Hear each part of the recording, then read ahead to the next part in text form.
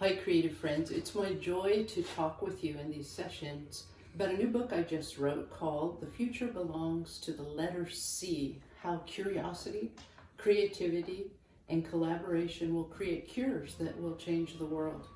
You notice I called you creative, and some of you might be thinking, well, I'm not really all that creative. Maybe I write songs, maybe I can draw, but I'm not really that creative.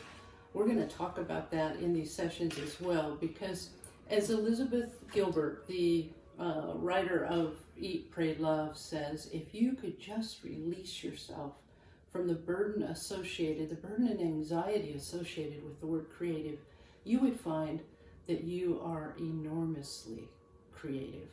In fact, you're a walking exhibit of creativity. Just your body, just your lungs, just your heart. Everything about you is unique and is created to create. You are created to create.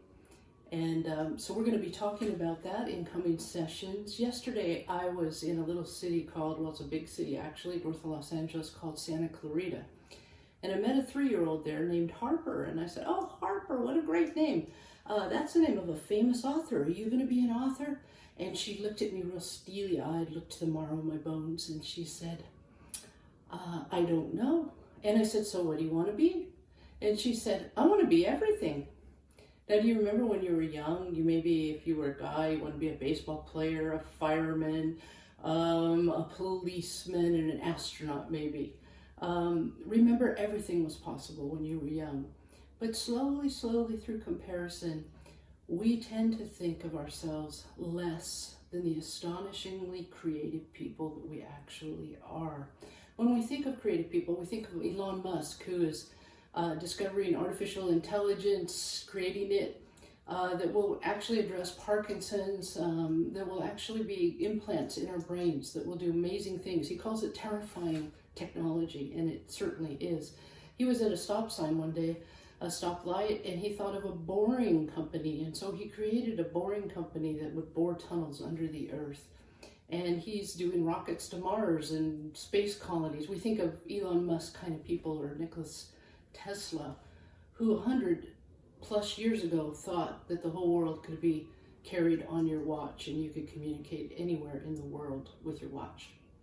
We think of George Washington Carver, who got 400 patents with a peanut. And so we start comparing ourselves and go, well, I'm not really that creative. I'm not that magnificent. I'm not like Steve Jobs creative.